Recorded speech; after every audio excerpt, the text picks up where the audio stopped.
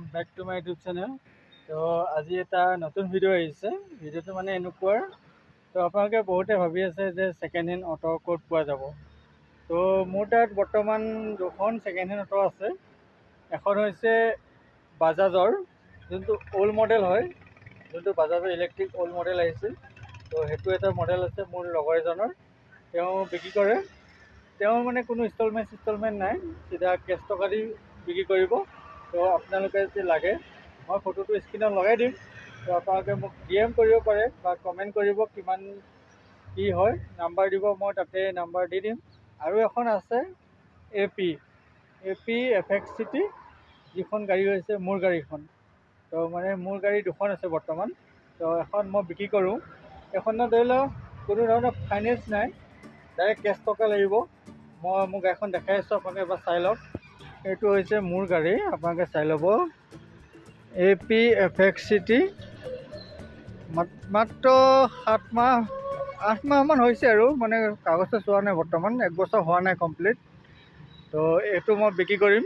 আৰু মোৰ গাড়ীৰ মিটাৰ হৈছে বৰ্তমান চাই লওক কিমান চলিছে, 28,500 চলিছে আৰু 501 কিলোমিটাৰ বৰ্তমান চলিছে। আৰু মোৰ গাড়ী পূৰা কণকণীয়া হৈ আছে, কোনো কাম নাইকিয়া গাড়ীৰ। খালি এটা কামেই আছে, ছাৰ্ভিচিঙৰ টাইম আহি আছে। মানে আপোনাৰ 28,500 হ'ল নহয়, 29,000 হ'লে মানে ছাৰ্ভিচিংটো কৰাই ল'ম মই। তাৰ আগত যদি বিক্ৰী হয় এইটো আপুনি নিজে কৰি ল'ব, কাৰণ 28,000 কৰিব নালাগে, 30,000 কৰিব লাগে। মই 29,000 কৰিম বুলি ভাবিছোঁ। তো আপোনালোকক যদি বিক্ৰী হয় তো আপোনালোকে কৰি ল'ব লাগিব ছাৰ্ভিচিংটো, বাকী কোনো ধৰণৰ কাম নাইকিয়া।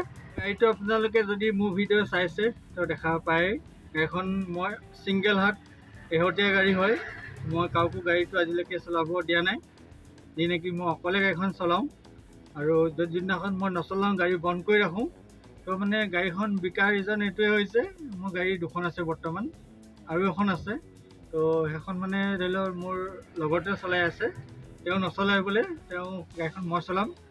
তো মোক এখন বিক্ৰী কৰা হ'ব। তো এখন দাম দৰটো মই নকওঁ বৰ্তমান। তো আপোনালোকে কি কৰিব, কমেণ্ট কৰি পেলাই আপোনাৰ নাম্বাৰটো দিব পাৰে, মই আপোনালোকক কণ্টেক্ট কৰি ল'ম। কাৰণ মই দিলে মানে বাৰে বাৰে ফোন আহি থাকে, যাৰ তাৰ ফোন।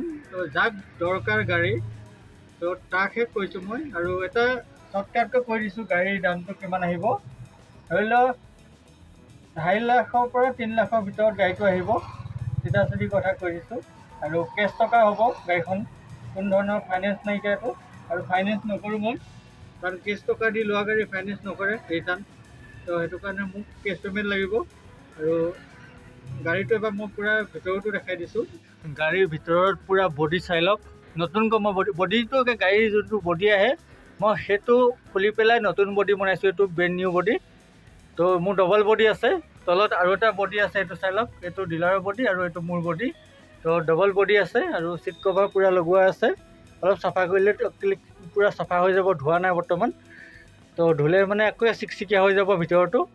আৰু যদি কোৱা যায় স্প্ৰে টায়াৰটো চাই লওক। এইটো দেখিছেনে, স্প্ৰে টায়াৰ মই ইউজ কৰাই নাই, যেনেকৈ অনা আছে তো তেনেকৈ আছিল। আৰু এইফালে মোৰ বেটেৰী চাই লওক, পূৰা টকটকীয়া হৈ আছে, বেটেৰী কোনো প্ৰব্লেম নাই। গাড়ীৰ ভিতৰতে চাই লওক, এইটো হ'ল ডেশ্ববৰ্ডৰ। গাড়ীখনটো বৰ্তমান ধোৱা নাই কাৰণে ধৰি লওক অলপ লেতেৰা দেখিব চকাকেইটা। তো এনে গাড়ীখন চাই লওক, পূৰা পৰ্দা চৰ্দা লগোৱা আছে।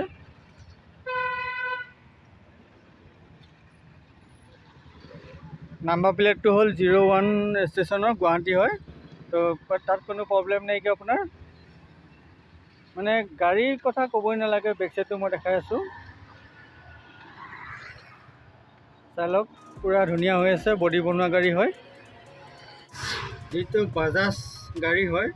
গাড়ীটো টোটেলি বডি চডি বনোৱা আছে, টায়াৰ পূৰা নতুন হৈ আছে, আৰু কোনো কাম কৰিবলগীয়া নাই। তো এইটো দামটো মোক কৈছে, কিন্তু মই বৰ্তমান নকওঁ।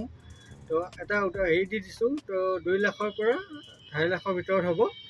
তো মোক প্লিজ কমেণ্ট কৰি জনাব, আপোনালোকৰ নাম্বাৰটো দি দিব, মই কণ্টেক্ট কৰিম। নাম্বাৰটো দিব, আৰু কিমান টকাৰ ভিতৰত গাড়ী লাগে সেইটো দি দিব। তেতিয়া যদি মোক পোচাই মই আপোনাৰ লগত কথা পাতিম। আৰু ইমানতে সমাপ্ত কৰিছোঁ, কাৰণ ছেকেণ্ড হেণ্ড অটো বৰ্তমান দুখনেই আছে, আৰু বহুতে কমেণ্ট আহি আছিল ছেকেণ্ড হেণ্ড অটো ক'ত পায়। তো বেলেগৰ লোৱাতকৈ আমি যেনেকৈ বেচোঁ তেনেকৈ লোৱাটো ভাল। আমি ডেইলি চলোৱা মানুহ, গাড়ীৰ বিষয়ে জানো। তো তো আজিলৈ ইমানতে সমাপ্ত কৰিছোঁ। Bye bye.